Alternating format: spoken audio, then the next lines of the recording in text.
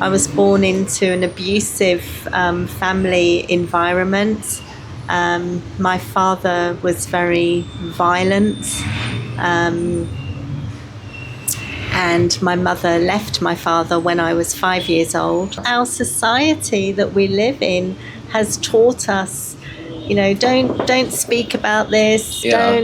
Don't show, especially for men. Exactly. Unfortunately, especially for men. Yeah. Men have been taught, you have to be a man. You don't show any emotions. You just have to protect everybody else. You don't. You have to work, and you have this responsibility, and But across the board, we've been taught that we should distract from our emotions or just push them down. They don't matter.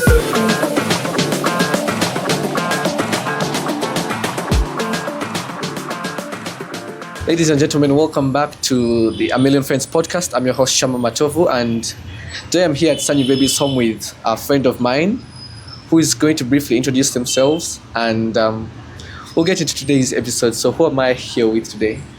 Hello, I'm Julianne Shapiro.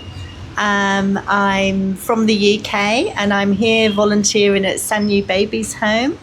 And I'm here today to really share my own personal story and how I came to be volunteering here at Sanyu Baby's home.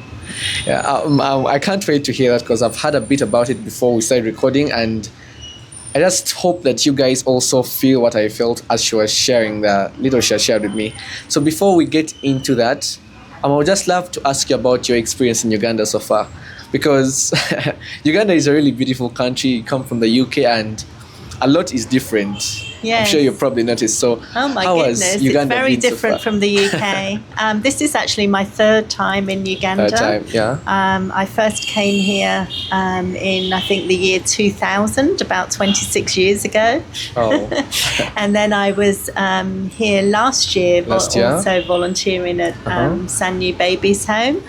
I love it here. I really absolutely love. I think people are so friendly here. It's of course a very different world from the Western world where I am from, but I love the friendliness of the people, and I've really loved being here. We love being here.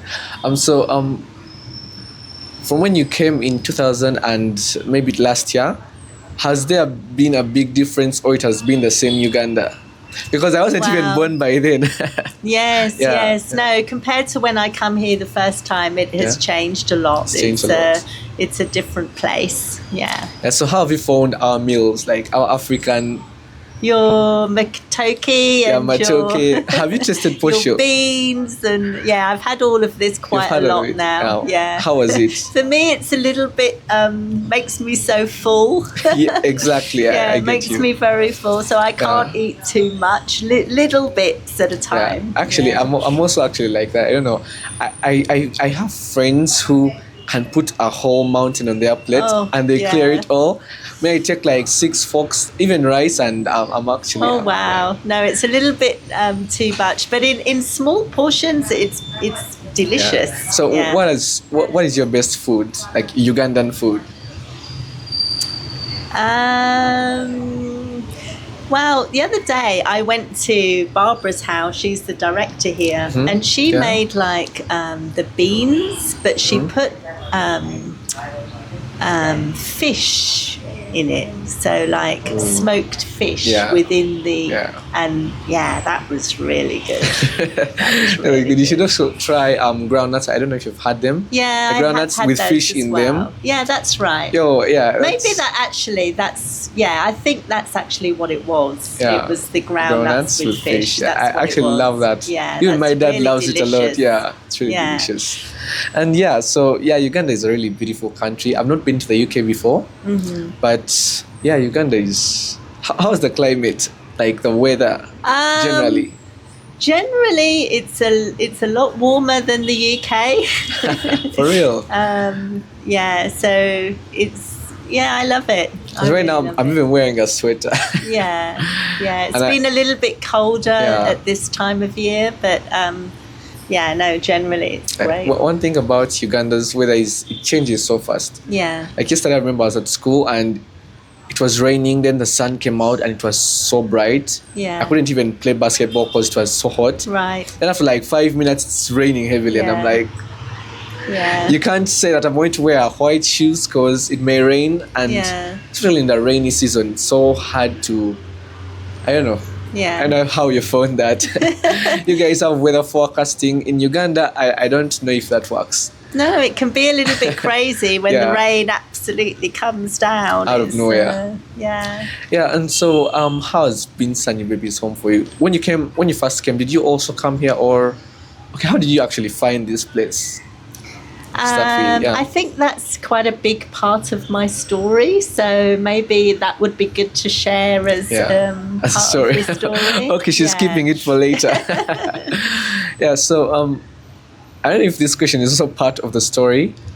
How is Sanyu Baby's home to you? Like, what are your best moments or experiences about this place so far? It's a wonderful place. It really is. They do so much good here. You know, the children are just beautiful, and it's just an honour really to work with these beautiful children. You know, that have been abandoned or orphaned. It's just an absolute, and the staff, the mamas that look after them, everybody works very, very hard to make sure that they're well taken care of. Barbara is just a wonderful director. She's really overseeing the whole operation, and everybody has really embraced me, and you know, they're like a big family. It's a wonderful place. So maybe we could get into your story. I don't want to ask you what's your story because that will sound like an interview question, but I just want you to take us on a journey through your life or to your life. I don't know which one is, but how was it like for you, 12-year-old you? Like, how was a day like in the life of 12-year-old you, in 16-year-old you, in 20-year-old you? Like, how is your life, or how is your journey? I don't know how to phrase that question, but what's your story? Well, I think it starts earlier than that. I think, you know, I was born in the United Kingdom and took us to London, a different part of the UK, me and my younger brother. So I have a brother who's 18 months younger than me. Unfortunately, she got into, we went to live with a family, and I would describe it as a religious cult-like situation where there was a lot of abuse, emotional and physical abuse. So I never felt loved as a child. It was as though my mother just wasn't available. It was neglect. I didn't feel loved. I didn't feel seen by her. And, you know, when I look back now, I realise that my mother had a lot of problems of her own, a lot of emotional issues of her own. But with my experience, it was very, very strict. There was all sorts of things that we weren't allowed to do. Like, we couldn't listen to music, couldn't go to the cinema, couldn't go to the theatre. No music. No, there's many things that we were not allowed to do. Like all sorts of music. We could be listen to Christian music, but apart from that, we couldn't listen to any music. And, you know, women couldn't wear jeans or just so many things that we weren't allowed to do. And so it was very, very strict and very restrictive. But ever since I was a child, or ever since I can remember actually, I had this deep feeling inside me that my life was about something more, that there was more to do in the world. But I didn't have any language for that feeling. I know. It was just this feeling that there was more to my life, but I didn't know how to explain that.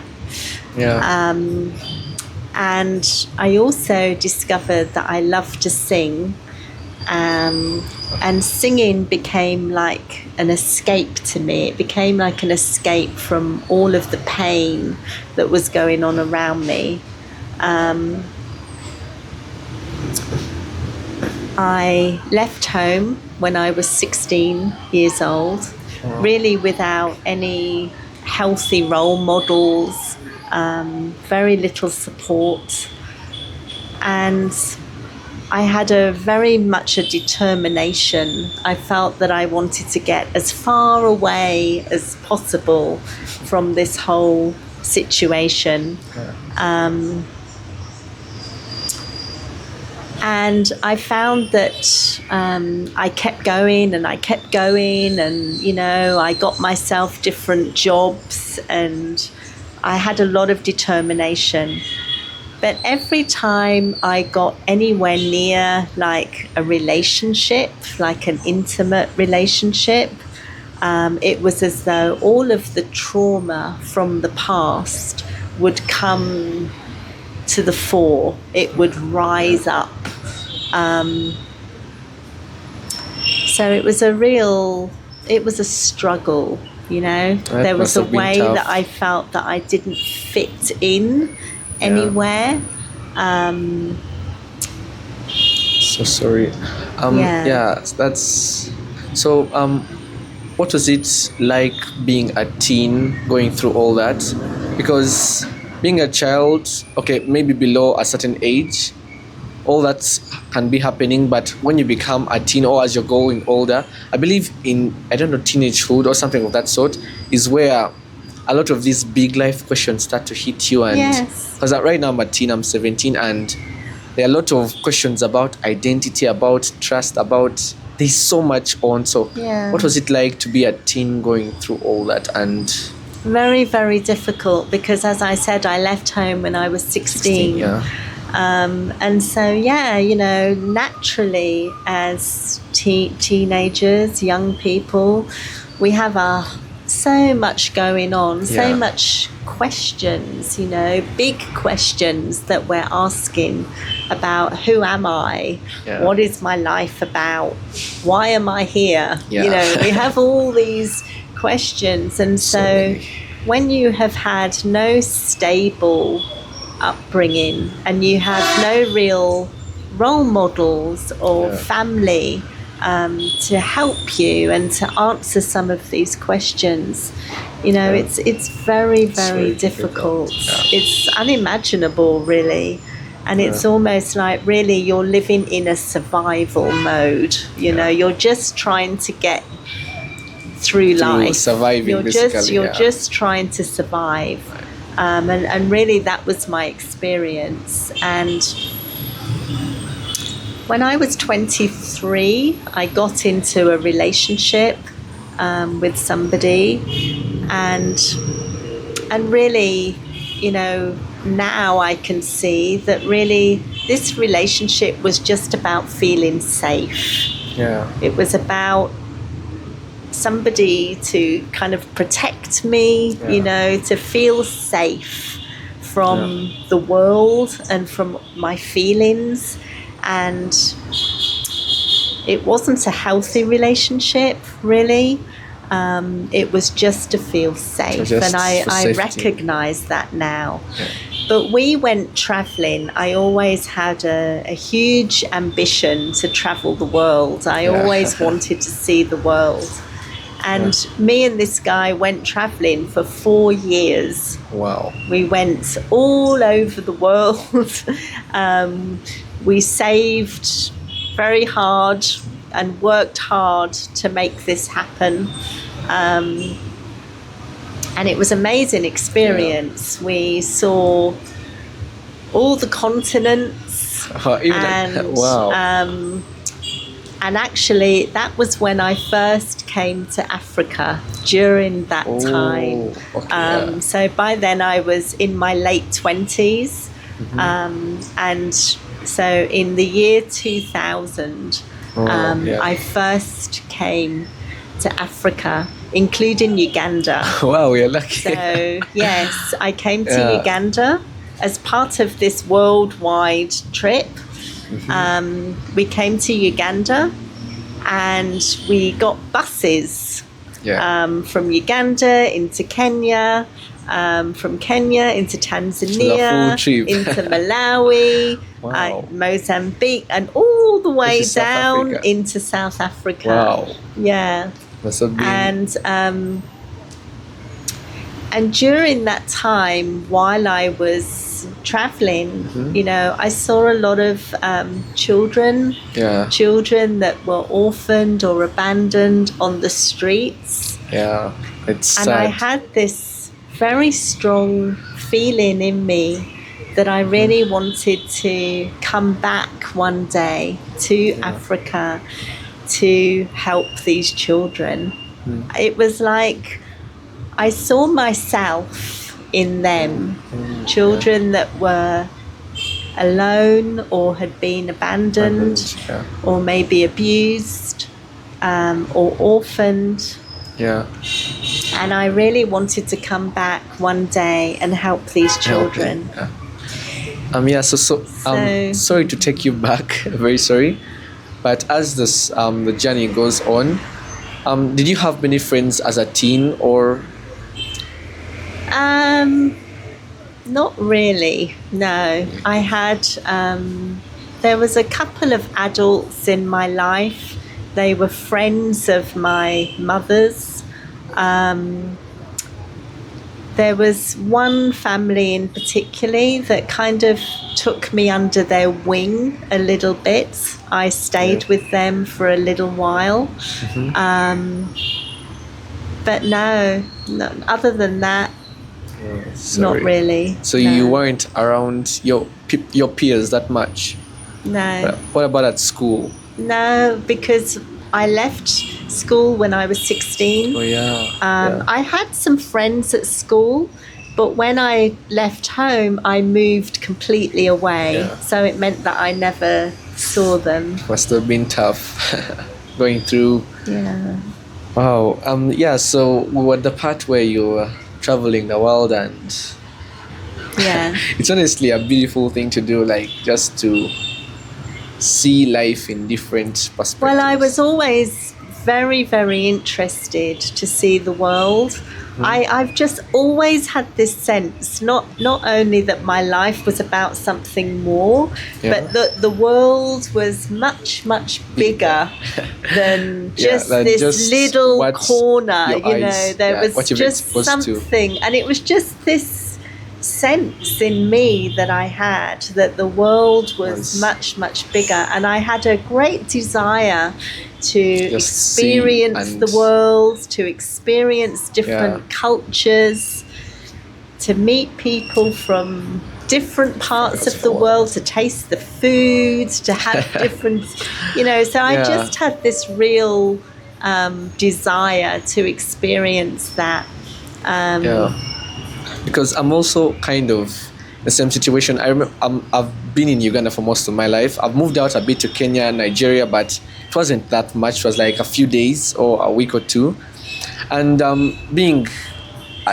still like 17 and stuff, but I always have this question this question about how big is the world? Like sometimes we see these things on TV, the agendas, and you're like, what if it's just the Matrix? Like it's not all real, and they're not like, we see, just that I've seen whites, but there's sometimes I even have some people who believe that like there's no real world out there. It's just we are in this controlled thing, and these are just NPCs, or a real world out there doesn't exist. So I remember I saw a Rolls Royce on, was it Wednesday?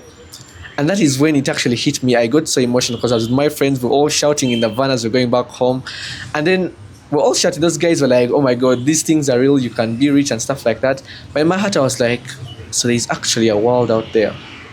because some of these things I've only heard them or seen them and Right. on TVs and stuff like that. So in my heart I was like, there's actually a world out there, like, I don't know if you relate, but no, I mean it's very, very real. There is a Yeah. world out there, and there are many different cultures, very different cultural rituals and festivals and ideas about the world. Different food, different children, different. There are many things, many differences, but also there are many things that make us the same in terms of how we feel and our emotions and how we think. There are many differences, but many things that make us the same as well. So going back to your story, after you left home at 16, did you drop out of school or you? No, I finished high school until I was 16. I never went to university.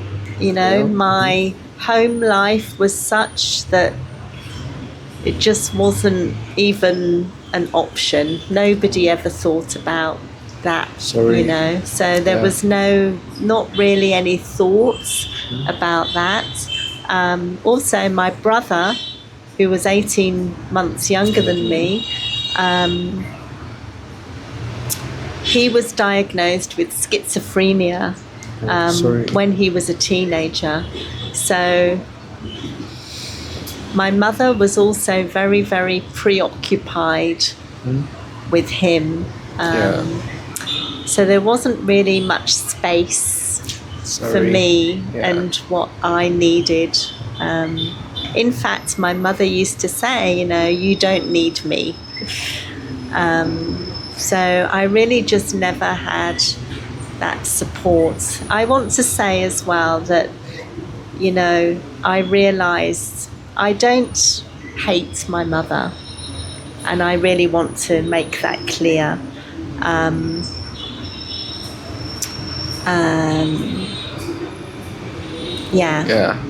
Wow. So I just want to make that clear. So I've heard that. Okay, I saw it in the song, you sang for Sanyu Baby's song, that you studied. Is it therapy or to help people? Yes. Something of that sort. So Yes. I'd want to know how you ended up studying or doing that without really taking the traditional path, that kind of thing. And a second thing, after you maybe share that, is how the harsh world life was unfair. I don't know if I should use that, but some people turn into villains, but then others turn into heroes. Other people let the bitterness corrupt them and they just lose their innocence. And there are those that turn what I say, what I would call a storm into something, a testimony, can I say? Something beautiful, and they come out of the fire not as bitter people, but actually willing to help others. So maybe we'll start with the first part. How did you connect from there? Because there seems to be a gap, and then we could go into the other part. Okay. So when I came back from my travels, and later came out of this relationship that I was in, I really recognized that I needed to do my own healing.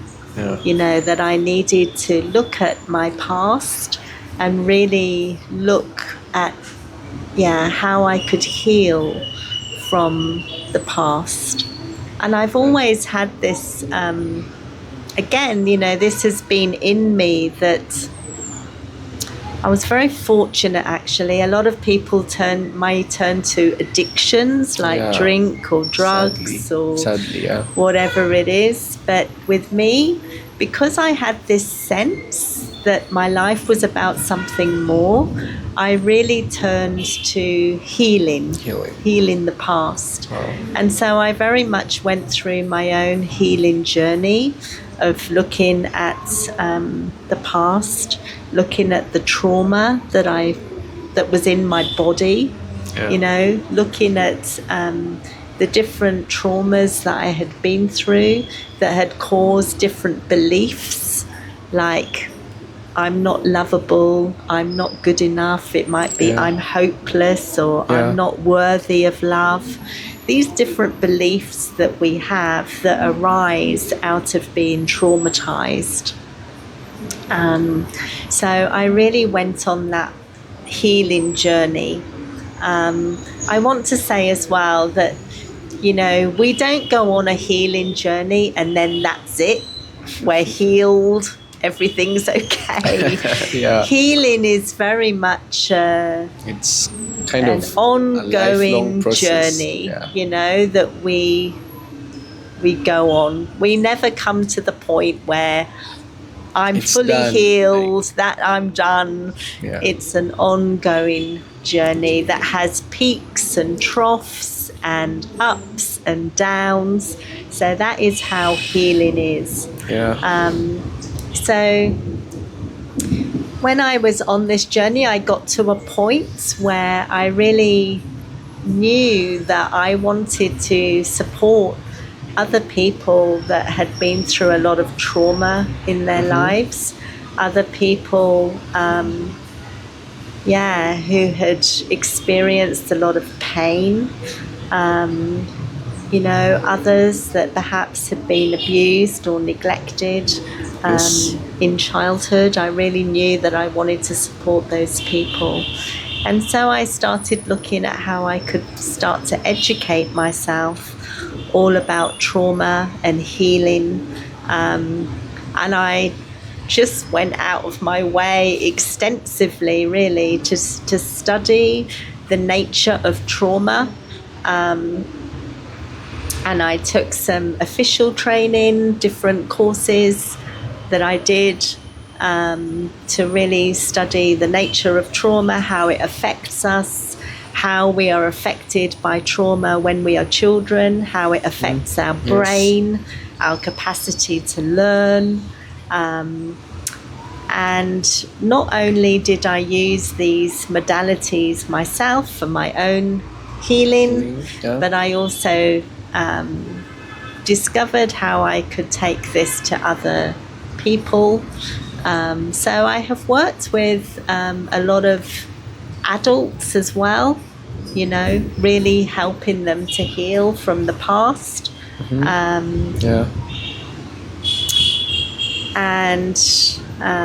But I also knew that I wanted to bring this to children. So I have also studied, as well as energetic healing modalities, which is all about, you know, the trauma is stored in the body. It's stored in the body. And when we can learn to recognize the symptoms and then the sensations in the body, we can really learn to love ourselves, you know, perhaps become the mother to ourselves that we never had, if that makes sense. We can learn to love ourselves, to love these traumatized parts of ourselves. So that is very much what I learned to do for myself. And also taking that to others. So wow, I'm speechless, but anyway. So what about that second? Actually, I just love the way this is turning out because it's connecting naturally. So you talked about learning and not only stopping on yourself, but continuing to others and loving yourself. So there are many people, as I said earlier, who are corrupted, let me just say corrupted by the bitterness of this world. Something bad happens to them and they just become bitter people. And I don't blame anyone there because we are all at some point as a result of what happened to us. Like the past really has a lot, and our environments really affect us so much. I don't know much about psychology and therapy and things like that, but from what I've seen and experienced, truly has a big effect on our lives. So I don't know if you already answered this because I kind of feel you have, but I want to just maybe ask the question again. How did you not let that bitterness or trauma from your childhood affect you and make you into a bitter person? Because there are many people, bitter people out there. So I don't want to say I don't know how to ask the question. So how did that not happen to you? Okay. Yeah, well, it's not like I've never felt bitter, you know. I have certainly had times of when I was, you know, different parts of my healing journey. And that's normal, you know. It's normal to feel angry, to feel bitter, to feel like maybe even revengeful, you know. All of these feelings are very normal as you're going through this journey. That in recognizing that things like hatred and bitterness and revenge, ultimately, they only hurt you, you know. They hurt, you are harming and hurting yourself when you're carrying those things. So, but it takes a real commitment to start to see that, you know, and to do the healing necessary to be able to start to let that go for yourself. You know, you let it go mostly for yourself, that you are free. Because if you don't let it go, it's as though those other people, they still have a hold on you. They still have a grip on you. And you are not really free to be able to live your life. So it's really, but you know, it's a process, it's a journey to be able to do that. So there's really no judgment for people that can't do that yet, because it's a very normal part of the process to feel angry, to feel bitter.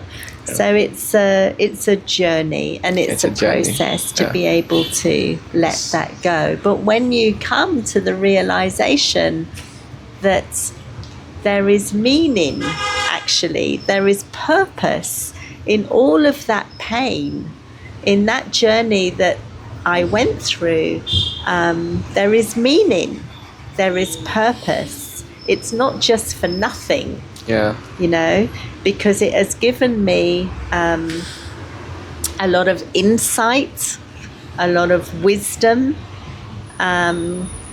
being able to see maybe what is not being said. That's a big thing. You know, being able to, when I am with these children, so let me just say that if we refer back to what I was saying about when I first came to Africa, and I knew that one day I wanted to come back and help children.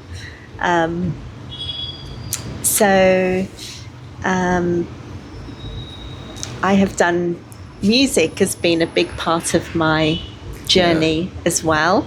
I'm a singer-songwriter, and have also taught singing and music for many years to both adults and children. And also, you know, learning how to help adults and children from the release of trauma and to become free. So those have been very much part of my life. And for the last few years, in the UK, I have also been doing some work in nursery schools, in nursery schools in the UK with very young children, and working with them through music and to help them to integrate some of their experiences. And it was while I was there in the UK that I started to feel, now is the time to go back to Africa and really fulfill that dream of helping children. and so I started researching different organizations of where I could go. And actually, it wasn't just Uganda. I was looking at Kenya, Malawi, Tanzania, and Uganda for maybe different places that I could go. And I mean, there is a lot of need in Africa. So there are many, many organizations that really need this kind of support. But I found Sanyu, and it just resonated with me. There was joy. There was a volunteer here who's been volunteering here for more than 10 years. She comes regularly to volunteer. And Barbara, the director, I spoke to her and I just really resonated with Barbara. Barbara put me in touch with this other volunteer that had been volunteering here for a very long time. And I spoke to her and I asked her lots and lots of questions. And so I decided that I would come to Sanyu. And I came here for the first time. It was December 2024. So that's right. Just before the end of the year last year, I came here for the first time, and I just fell in love with the children, Sanyu, everything about it. I also came here and I didn't want to leave. I just loved it. And as I said, you know, music has been very much a part of my life as well. And I have actually written 2 albums. Wow.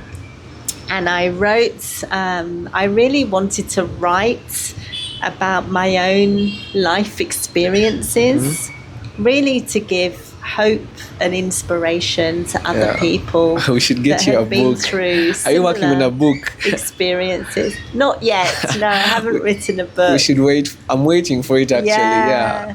But I wrote 2 albums that you can find on my website and you can find on Spotify. I'll link them in the description. So to really, you know, about my own journey and my own healing and my own experiences, to give hope and inspiration to others. So when I came to Sanyu, I started to think about, you know, what could I do that would really leave a mark, you know, while I am here. So I asked the volunteer that I had spoken to whether anybody had ever written a song for Sanyu. And she said, no, I don't think anybody's done that. So I decided that that's what I was going to do. So the last time I was here for 2 months. So during that time, I wrote this song. And it's called Sanyu, the Home of Joy. And I wrote the lyrics, and I organised somebody in the UK that I know to help me to put the track together, the backing track, and we did that online. Wow. And then I taught the song to the staff, so we would have rehearsals. I taught the song to the staff and the children.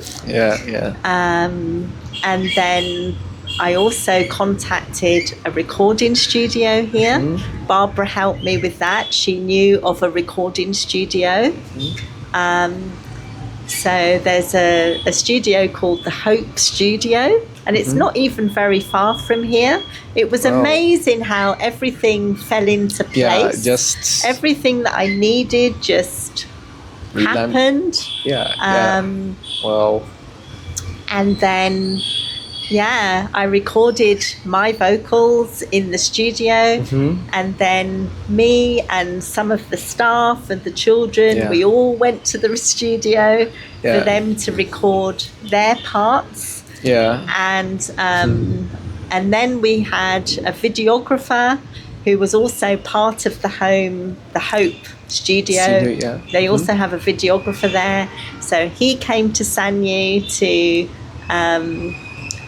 record to video, and, you know. And I have to say that the time that he came to to Sanyu to record, that is one of the most joyful days of my life. It was so much fun.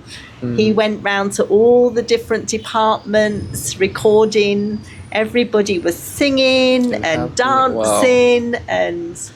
and the whole thing of putting together that song was just an incredible, just the joy of seeing a dream coming to life. It was just such a joyful, amazing experience with all the children. It was just incredible. Wow. And it really was the fulfilling, you know, the start of the fulfilling of this dream that I had really 25 years earlier. Wow. To come to Sanyu. I had no idea how that would unfold or how the song, you know, no idea at all. But it was just the most incredible thing, and I knew that I wanted to come back, so I'm back now this year. This time I'm here for 6 months. Wow. 6 months. I am also in Kenya during that time, and right now actually I'm studying towards a childcare qualification. It's something called the Steiner approach. It's your viewers might know the Montessori approach. It's a similar approach of really working with children in a very holistic way. So mind, body and soul. It's really very holistic. And I am studying for that qualification at the moment. And as part of that qualification, you need to spend time in a Steiner school with the Steiner approach, and they have those schools in Kenya. So I'm also, while I am here, I am spending some time in Kenya in Steiner schools. Yes. So I'm just very thrilled, you know, to really be with the children and to be fulfilling on the mission, the vision, the sense of purpose that I have through working with children through healing modalities like play therapy, art therapy, music therapy, and to be studying right now, and to be able to bring, you know, this to children that have been abandoned or abused or neglected. Yeah, so I have 2 questions. I don't know if it's going to take us back a bit, but what is it with music that helps a lot? I don't know. I've not studied really. It's not like a formal or anything or a report, but I noticed that music has a way it heals, or because I'm also a person, whenever I have a lot of brain fog on my mind and things like that, I just play the piano, and some of my friends told me it actually sounds really beautiful. And to me, it's just saying what words cannot carry. I just sit on the piano and it just clears my mind and helps me relax. So music has a big part, and if you've noticed also, most of the most loved songs in the world have a lot to do with emotions or a big story. So it's like they're telling a story, and it's just beautiful. And I don't know, music has so much. I don't know, maybe you're going to tell me more about that. Music is incredibly powerful. I mean, you know, and that is what I've seen when I work with people and when I work with children. And for me, myself, you know, it's been such a powerful healing thing in my life, because maybe you can't talk, you know, you can't talk about what has gone on, you can't talk about your emotions, but a lot of people, they find that they can have a voice through singing, or when they listen to music, they identify with the lyrics. They can say, yes, that resonates with me. I understand that, you know, it really speaks to me. And we can find that we can get very, very emotional when we listen to music, both sad and grief. We can feel that. Yeah. And we can also feel an incredible amount of joy when we listen to music. So it really allows us to express our emotions and to feel our emotions. And it's beautiful that you play the piano. When we can actually play music or sing or writing songs is another thing that really allows us to put words to what we are feeling and write about our experiences. And then to be, that whole process of being able to write music, play music, record the music that we've written, perform the music that we've written. It's just an incredible thing. It's incredibly powerful and incredibly healing. And I have really seen that with the people and the children that I have worked with. Yeah. And so another question, okay, it's somehow related to that, but we've been talking about children healing and things like that. Then I remember as you're telling us about, as you're sharing part of your story, you talked about the children in the UK, you work with schools, national schools, and then also here in Uganda. Then you also talked about emotions being the same. So do you think there is a difference between the kids there and the kids here? Yeah, there are differences. I want to leave that question open. Yeah. Yes, no, there are a lot of differences. Unfortunately, in the UK, there is a lot of bureaucracy. What does that mean? It means that there is a lot of now schools. There is a lot of rules and regulations and forms that you have to fill in, and there's just become a lot of rules and regulations. Like if a child falls over, straight away you have to fill in a form, you have to phone the parents, and even some schools now in the UK, they have what we call a no-touch policy. So in other words, you are not allowed to touch the children. Like discipline them or carry them without their consent, like? Just touch them. So say they come to you and they're crying, you've got to be very, very careful about touching them. Because they are very, very worried about, abuse, children being abused. So, but it's become very, very extreme. And I guess because in the UK, the truth is that children materially, they have a lot more in the UK than they have here. Yeah, I understand that. Materially. Materially, yeah. So I do see big differences between the children here who have perhaps a lot less. Yeah, I understand that. There is good and bad, because there is, but I think we need much more balance. What I see here, though, is that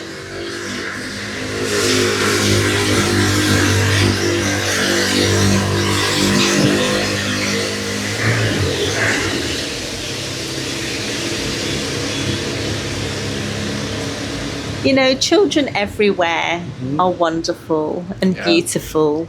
And so while there are differences, children everywhere are beautiful, and they really deserve to be loved and to feel safe and to feel cherished. And that is my feeling about children all over the world. So just like a question, maybe like how do they call him? Like an imaginative question, let me just put it like that. In case maybe two babies were to be born, one African and one in the UK, and then at birth or something like that, they switched lives. Do you think they would have the same, can I say, okay, they would take the world the same way, like how for me, who has been born in Uganda, I take it, or maybe because of maybe other, maybe their parents or other reasons, it wouldn't be the same. They would still be different in a way, because I accept that we are different in a way. Not that doesn't call for separation, but acknowledging our differences is a real part of coming together. Yeah. So do you think there would be a difference in the way they take the world? I think so, because I think genetically, you know, our genes, you can't change that, you know. We are, when we are, our genes and where we come from originally, and our sense of, you know, our parents and all of that. Yeah, that kind of stays with us. Yeah. We can certainly do a lot of healing work, but in a way, you know, it's a good thing that we don't want to get away completely from our heritage, and there are a lot of wonderful things about both the UK and Uganda. There really, really is. You know, I often think, because everywhere I go here, they call me Mzungu. Mzungu. And I walk around, and a lot of people ask me, how can I get a visa to come to the UK? Yes. And they imagine that the UK is this place where there is overflowing with money, and you have everything that you need, and, you know. It's basically an African mentality at some point. And it's not, you know, the UK isn't this perfect place, really. It really isn't. It has a lot of issues and problems, especially politically. And it's a very different mentality completely. And there are a lot of things here in Uganda that I see that are much better in many ways. Could you sample like one? Well, the friendliness of the people, the approachability of the people, the way that you walk around, everyone says hello. It's not necessarily like that in the UK, especially in the cities. It's a very, very different kind of mentality. So, you know, I think we all need to embrace our culture and the wonderful things about our own country. And while there may be lots of not so good things, you know, I would say that Uganda has many things that are beautiful. So I don't know, maybe as we get closer to the end of this episode, there's a question or phrase or statement that you've been repeating multiple times. I've been picking it up. It's been like, then there's a peak. There's that one thing about purpose, and that feeling you had in you that there was something greater for you. Like, even after seeing all that and experiencing all that from childhood, you always had this hope. And actually, as we were talking earlier, before the recording, you said something about that child wisdom, or some sort of, I don't know how to exactly describe. Maybe you tell us more about that, like that. Yeah, so as I said at the beginning, really, I always had that sense in me that my life was about something more, and that there was purpose in the pain. You know, it wasn't just, I didn't have that you know, I didn't give that language when I was a child. I didn't have that language, but I just had this feeling that's been with me ever since I can remember. And that feeling, that sense has stayed with me and has really carried me all the way through. And I really believe that whatever people are going through, whatever the despair or the pain, that if we choose to, if we want to, and it often takes a lot of support and a lot of healing, and it's definitely not easy. Mm-hmm. It's not easy at all. But for me, and this may not be for everyone, but for me, that sense has really carried me and enabled me to have empathy and to have compassion and to really be able to hold a sense of hope for people, that they can heal. And for me, it brings me the greatest joy and fulfillment to be able to use those experiences to be able to help other people, other children. And when I'm with these children here, it's just such a joy. Really, it's such a sense of fulfillment. I can feel my heart just expanding and expanding. Wow, yeah. To be able to be with those children, it's just such an honor. Mm-hmm. So, yeah. I have another question. It's kind of a follow-up, but not exactly directly connected. The world is becoming tough and rough. And at some point, I remember looking back a few years ago, and I was like, this is the world I'm growing up into. Is there going to be a hope? Like, is there going to be future? Because you see, with every year, with every decade that goes on, the world keeps on to be getting more evil and corrupt. These days, accidents happen, and instead of helping someone, people are recording. There's this thing in Uganda whereby you cannot just help someone who has been in an accident, because they can turn against you, and then you end up paying their bills, and you can even be taken to prison because they can frame you for being the one who caused it, even though you're just trying to help them. There's all this negativity happening, and at some point you could ask yourself, are there still good people? Or I don't know, there's a lot of... Yeah, I think it's a really big question, isn't it? Because, things can be really tough sometimes, and it can feel very hard to find people that you can trust, to find people that have integrity, to find people that do what they say they're going to do, but I think it starts with ourselves. Before we can help anybody, we have to really look at our own selves. Yes. And where are we coming from? And are we in integrity? And can people trust us? And do we trust ourselves? So I really think it has to start from that place. It's a really big question. It's a really big question. I looked back and I'm like, the world in my parents' time when they were still younger was different, and it's becoming different. And I remember during the lockdown, I looked back and I'm like, will the world ever be like the same? Where am I? Like, at some point you feel like losing hope, because you don't know what you're going into. Like, just seems like things are getting worse and worse. And that question, to be honest, it's a question I ask myself all the time. People to trust these days are rare.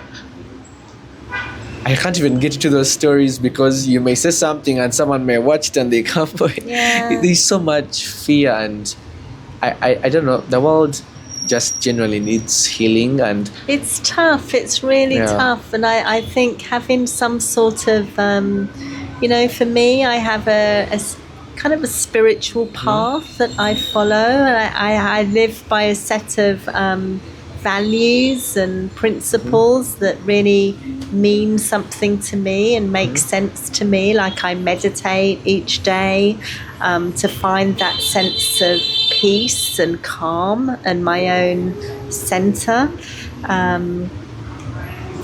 So I think that kind of thing helps. It helps to read material that is inspiring or uplifting, to spend time with people who inspire you, are all good things that we can do.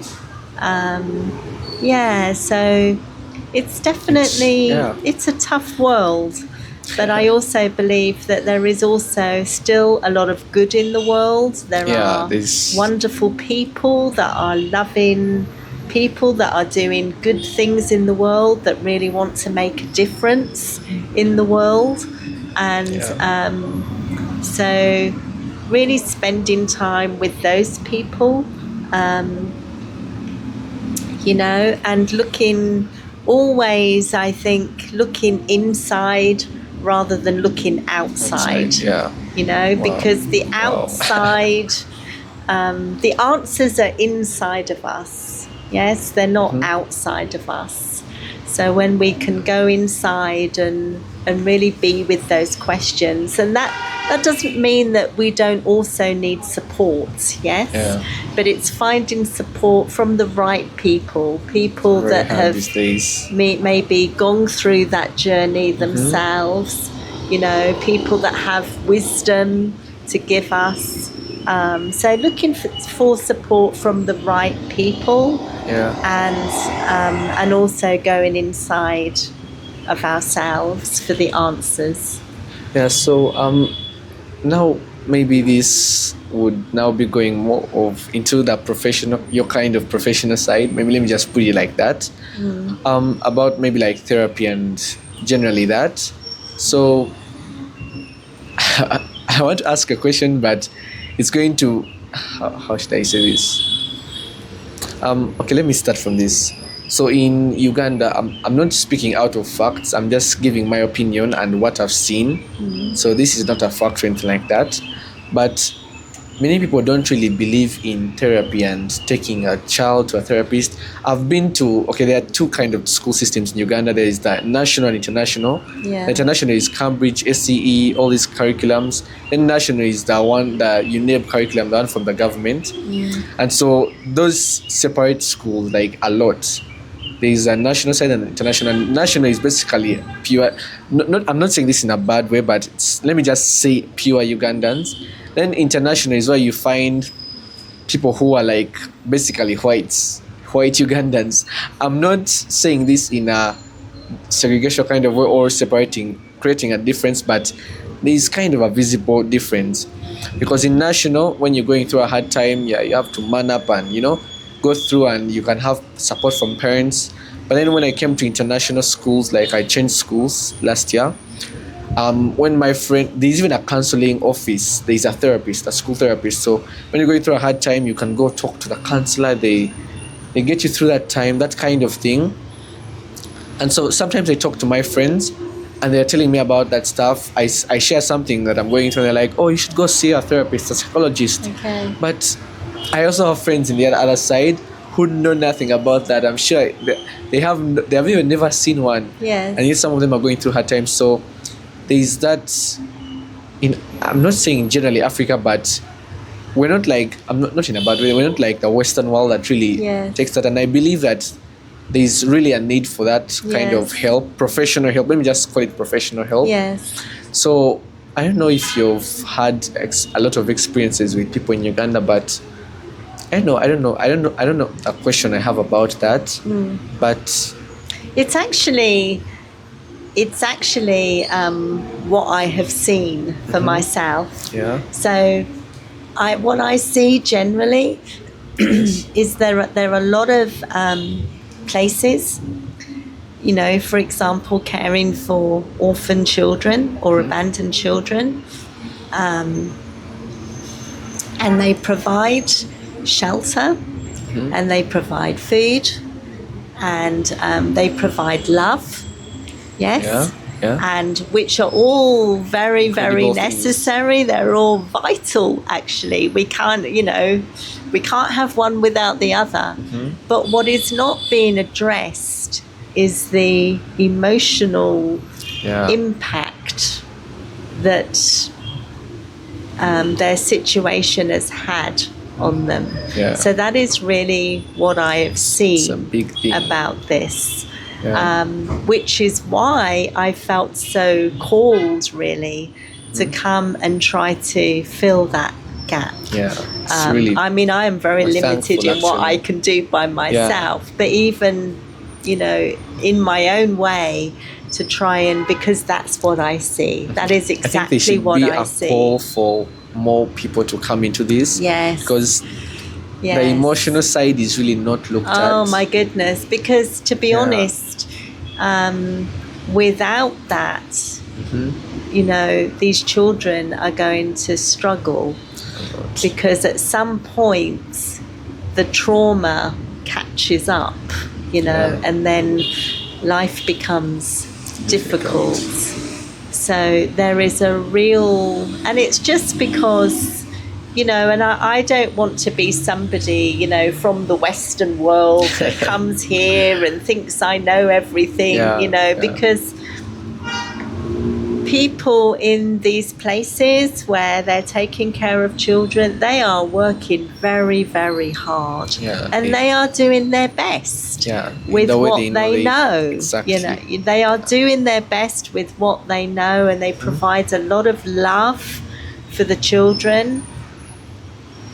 But if we can come and provide some education and help people to see that trauma needs a certain approach. Exactly. It needs to be addressed, yes? Yeah. And how can we get the best from children who have experienced trauma?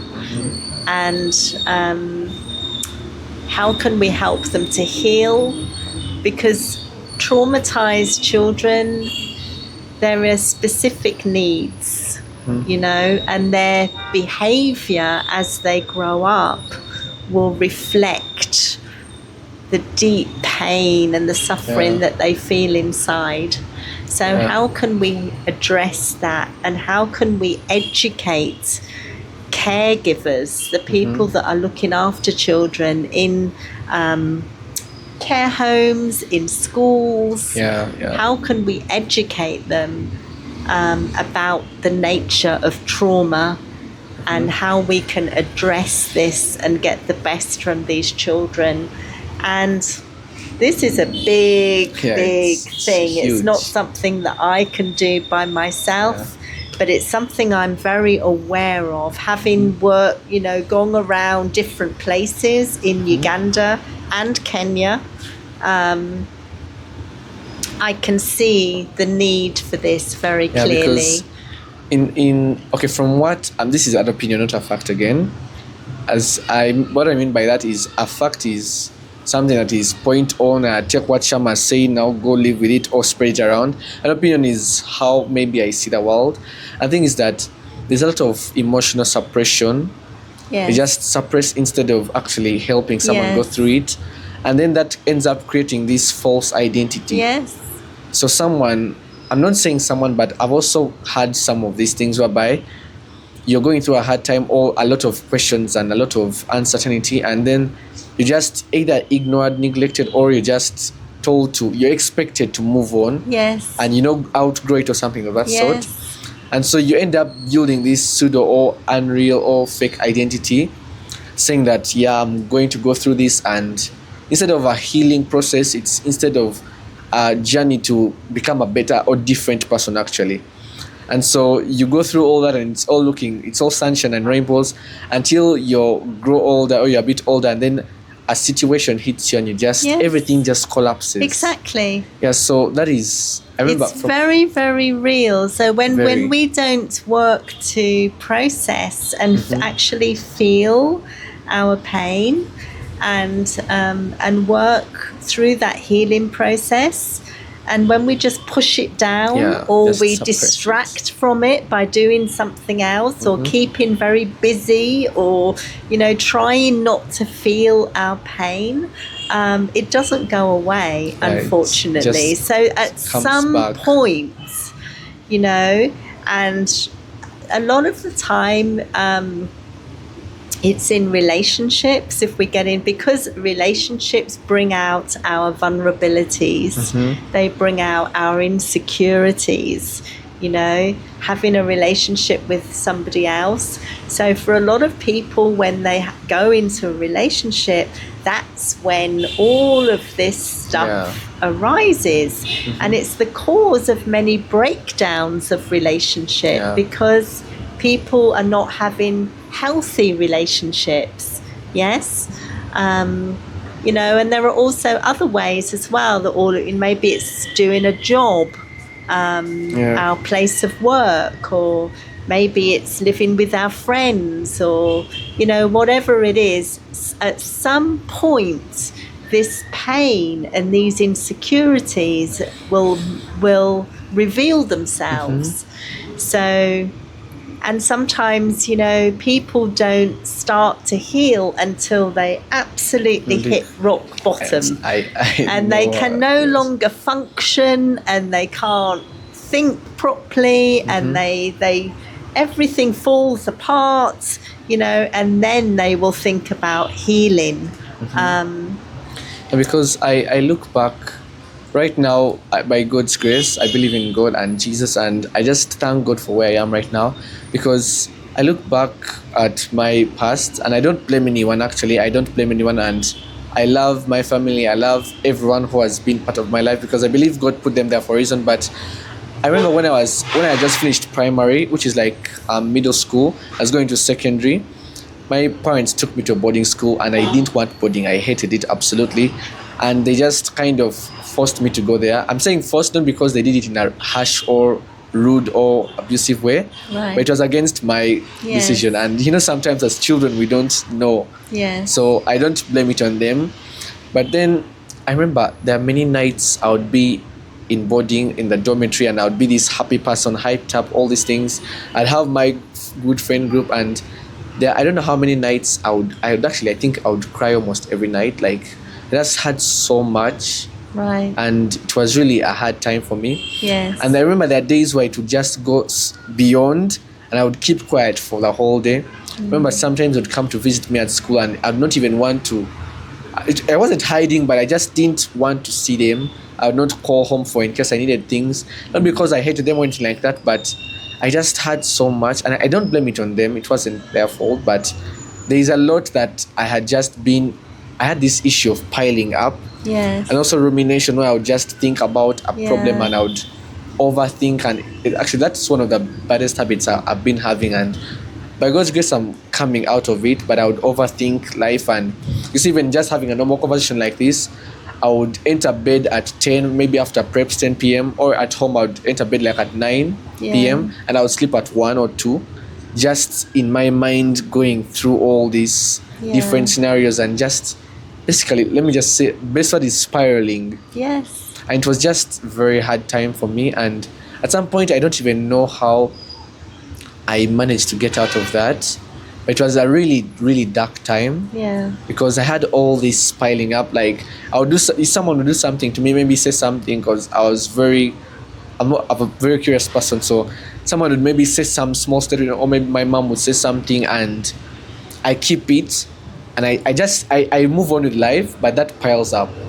As you've been saying, like, we just cover it up, and I'll basically pile up. So I reach a point whereby someone does something and it all just crashes out. And I didn't become bitter, but I would just self-harm. I wouldn't like hurt myself or do anything, because I have friends who unfortunately harm themselves physically. But for me, it would be mental or psychological, can I say? I don't know if I'm using that well, but it was just so hard. I'd cry almost every night, and at some point, if you tell that to someone, I'll be like, as a man, why are you crying? Or yet at some point, and I know I'm not saying this because I know someone out there, but there are men who are boys actually inside. Yes. So it's just so it's very, very tough. true, and our society that we live in has taught us, don't speak about this. Don't show, especially for men. Exactly. Unfortunately, especially for men. Men have been taught, you have to be a man. You don't show any emotions. You just have to protect everybody else. Like, you have to work, and you have this responsibility, and but across the board, we've been taught that we should distract from our emotions or just push them down. They don't matter. They're not, and they absolutely do matter. Just wait for this. So it is absolutely vital, actually, that we do recognize our emotions, that we start to feel our emotions. I mean, I would love to get all of this in schools, and teach children from an early age that it's okay to feel sad. It's okay to feel angry. It's okay to feel grief. It just hurts or whatever it is you feel, it's okay. And how can we process these emotions? Different parts of the world are at different stages with this. So now, in the UK, therapy is pretty much accepted. People accept therapy, and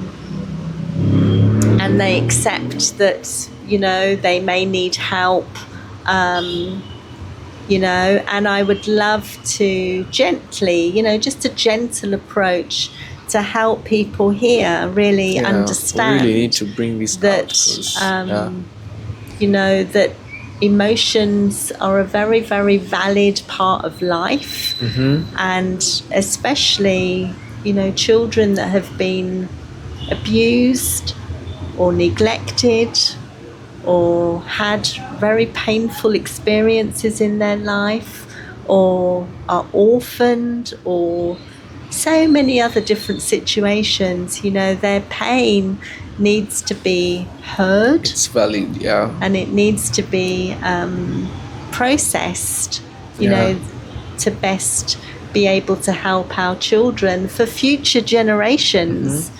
So that is my hope. It's actually really beautiful, and even on this platform, and I think generally with my life, just a bit like you, that's one of the things I actually want to push forward, because many times they suppress these emotions, and children, actually, let me just say this is kind of actually a fact. Almost 8 out of every 10 people I know, most of them actually need help, and they are just suppressing emotions. Yes. I don't want to start pointing out that people start hunting each other down, but almost actually even 9 out of every 10 children that are in schools and environments actually need someone to talk to. And I just sometimes encourage parents to do this with their children, or maybe to, anyone who would be watching this, even parents sometimes actually, because that's basically getting everyone, whether Ugandan, American, whether in school, out of school, basically parents and children will need, emotions actually matter a lot. And I just hope and wish that people would express this out a lot, because it just piles, it doesn't go away for some reason. It doesn't go away, no, it doesn't go away. And so it's, it's really important for teachers, for caregivers, for parents to really start to have some education. If you don't know about this stuff, and I say this humbly, I don't want to be a Westerner that comes in and thinks that I know everything, and I really don't want to create that impression. But I'm just here to to help support and help in any way that I can, people to see that our emotions and our children's emotions and what they have been through and what they are expressing is so important. It's vital to their future health and well-being, and to them being able to have their best lives and be able to live their lives. It's just really, really vital. So I just would like to say that to any caregivers, teachers, parents. It's just so important. But generally that's something that we should really get out, not only in Africa, because I remember I was listening to someone, I think it was Denzel Washington or one American. They're actually talking about this, and they were like, many times we're thinking that it's also only Africa that needs help, but I believe it's at some point the whole world. No, absolutely because not. It's everywhere. It's all over. Yeah. Really, it's not just Africa, and Yeah. and there are, at the same time, there are many beautiful things about Africa. So it's not just I don't want to create a scene where Africa is somehow a problem. No, but because there are a lot of beautiful Yeah. things, but all over the world, I've travelled a huge amount, and in the UK, where I'm from, we face a lot of the same challenges where people don't want to think about emotions, don't want to think about trauma. They just want to brush everything under the carpet and pretend that we're okay. Yeah. And while therapy is a lot more accepted and a lot more available in the UK, it by no means that everything is okay there. It's not. And there's still a lot of work to do. But all over the world, the nature of human beings is that we have been taught not to look at our emotions and not to have support with them. So it's a global issue. I think that's a mentality that we should, as human beings, try to remove, because there's a way the world, or I don't know who, but let me just say media has painted it that some places are better off than others, and now some people could be in the UK or in the US and they're like, oh my god, Africa, send your babies home, we should all collect there. And then other people are like, oh my god, those countries are better, or maybe those countries maybe there is a war happening here, I should go there. But sometimes I believe that we should, there is also help that is needed where you are. Yes. So it's really beautiful to start from where you are. Stay where you are, look at where you are. As I said earlier, it's not all rainbows and cherries in the UK or the US. I also lived in the US for a long time, so it's not that is not the case. There is much that we can do by staying where we are. And there's a famous quote from Gandhi, which is Gandhi. Be the change that you want to see in the world. I know that. Yes, be the change that you want to see in the world. So we can, by who we are being, we may not change the world, but we can do our part. It's a beautiful thing that you're doing today in having this interview, and thank you. I'm grateful to have been asked to do this, but that's you being your part, of what you can do, and by being kind, having kindness and compassion for people that we interact with. That is us doing our part. So, we can't always change the world. Yes, but we can do our part in who we are being, and showing kindness and compassion, and looking first and foremost within at our own selves. And actually, more on that is that I think I'm starting to believe that in case someone doesn't need to come and change the whole world if everyone did their part, because at some point from what you've said, I'm looking at the world now as a puzzle. It's just my thoughts, and that if everyone did their own part, not their own part, but if everyone did what they could in their own way, it could be like a puzzle whereby each piece has where it fits. Exactly. But I believe there are people who try to do things that they try to go beyond and try to do everything or be everywhere, and yet in case they just did their own, because I strongly believe that God created each of us in a beautiful way, and everyone is perfectly made. So in case we all to embrace that and just find a way of working in our best, because for example, for my own channel, like if you look at my YouTube channel, at some point I even made a video where I was like, I've failed publicly. because it has just been scattering. Like I looked to different formats. I tried skits, I tried short films, I tried comedy, I tried vloggings and all those different things.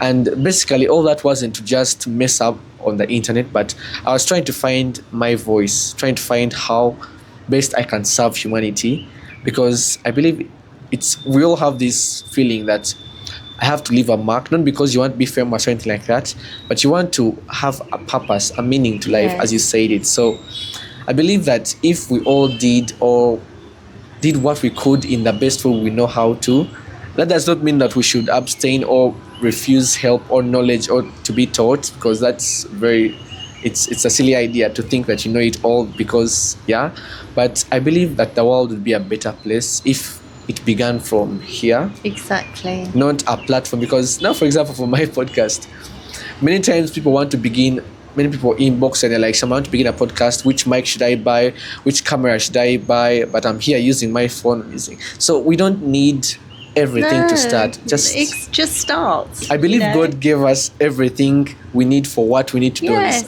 absolutely. And sometimes, we can't do everything. We can only do our part, but as long as it comes from authenticity and sincerity, and we are in our heart, that is the most important thing. So I mean, I have a lot of admiration for what you're doing. You're a young guy and you really want to have, to do something good in the world, and that is a beautiful thing. That's all you need. You just need you need your heart, and that is an absolutely amazing gift that you are giving, and who knows what that will lead to in the future. But I just really believe that when we have that desire and we do so from our heart, then we are blessed. We are blessed because it's sincere and it's true. Absolutely. So as we conclude this episode, because we've taken a long time, I have this question from what you said, and it's just a lot of curiosity. You said trauma is kind of stored in the body. Could you maybe shed some more light on that? Yeah, so when we are traumatized as children, as any time actually, but it usually from childhood trauma, when something happens to us. So let's say, I don't know, somebody beats us physically, or somebody, our mother is not there when we really need her. What happens is that this is like a major shock to the system. If you imagine a very young child experiencing something like that, it's a major shock to the system. And the system works as such that shock, it's like it gets implanted into the body. It's like a child is developing, they're going through their normal process of developing, and that shock gets stuck in the body. And if a child continues to have abuse or neglect or different things happen to them, it's like those traumas will just keep building up in the body. And then that trauma actually affects the brain. It affects our ability to learn, and it stops us from being able to develop properly and to be able to keep going with our lives. And so where it gets stuck, and then as we're going through life, we will notice that in certain situations, maybe it's in social situations, we can feel this pain we can feel these sensations. We might get sweaty hands, or we feel our heart racing, or we feel nauseous, we feel sick. And that's like the body's way of telling us that there is something wrong, something going on in our system.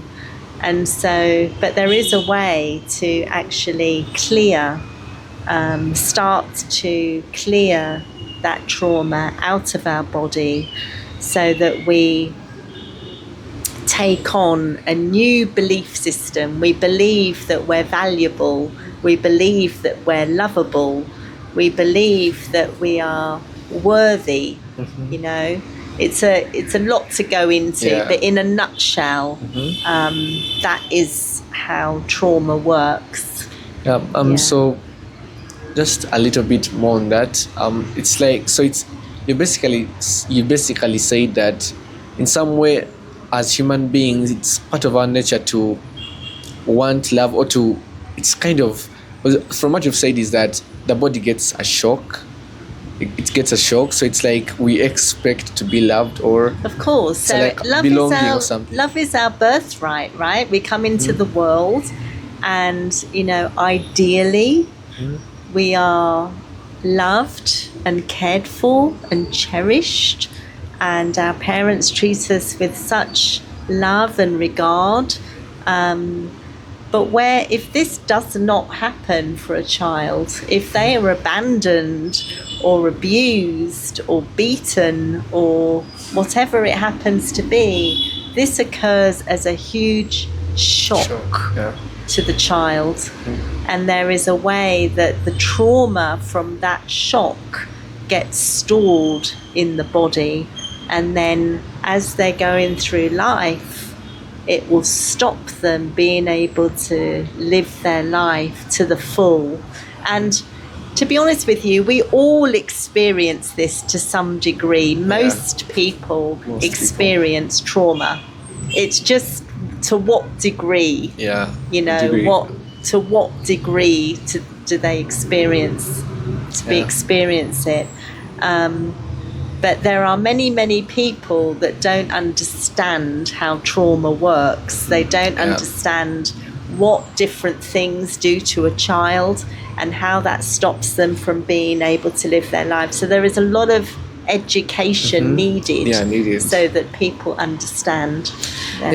So as we this time finally, as we conclude this, in case someone was to forget everything we have talked about today, and maybe only remember one thing, what would that be? Or in case you and me were no longer to be here tomorrow, because you know anything can happen, what would you want to leave behind, or what would you want them to remember? One final thing, or as summary. I think I'd want everybody to know that they are worthy of love. That whatever your situation, whatever your circumstances that you find yourself in, whatever's happened in the past, I'd want people to know that they are worthy of love, and that they can have love, and that it is possible to heal, and that, you know, we want our next generation, if you have children, or if you take care of children, or if there's children in your life, you know, most people in Uganda, Africa, they have children, they have a lot of children.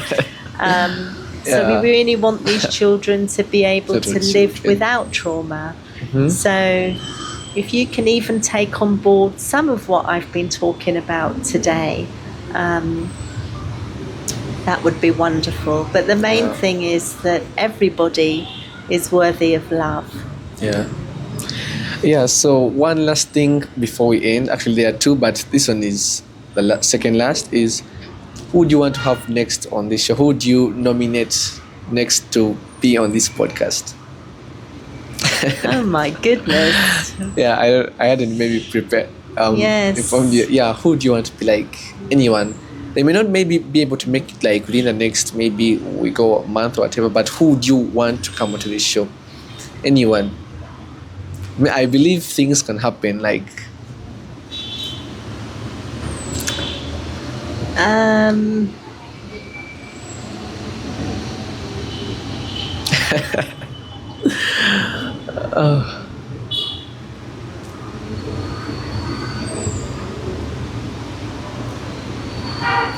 Well, it's difficult for me to name names.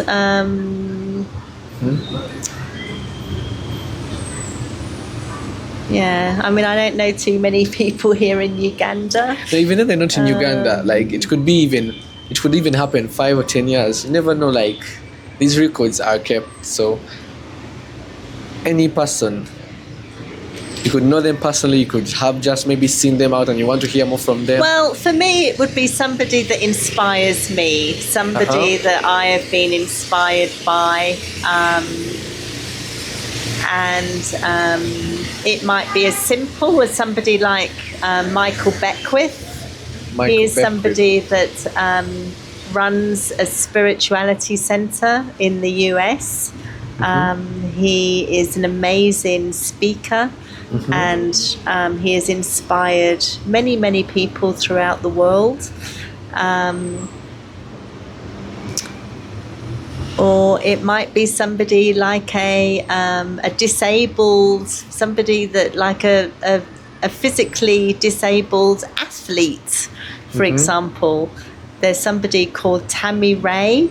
She's in the UK, and she has inspired many, many, many people with her absolute determination to succeed as an athlete. Yeah. So for me, it would be somebody truly inspirational who has managed to overcome their own pain and really live what they're talking. Yeah.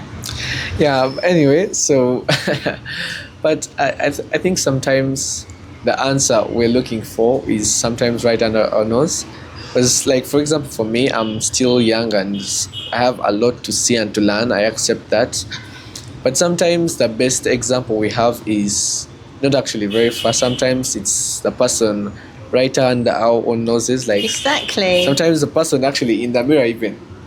Sometimes Absolutely. You can be the best inspiration to yourself, because from what you've said, someone who inspires you, now you're hearing this from someone who is not you.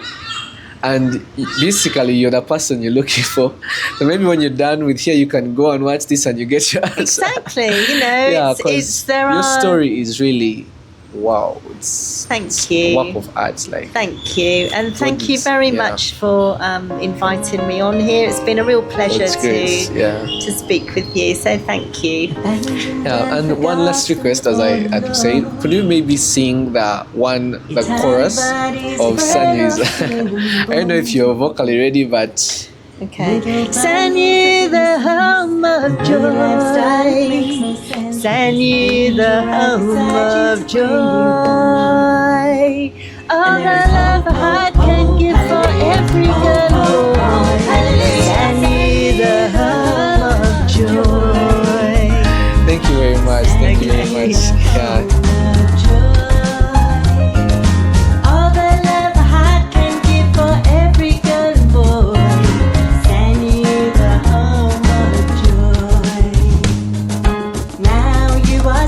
And free from harm, nestled in the love of the mother's arms. People come from near and far and wait to give you hugs galore and let you know how beautiful you are.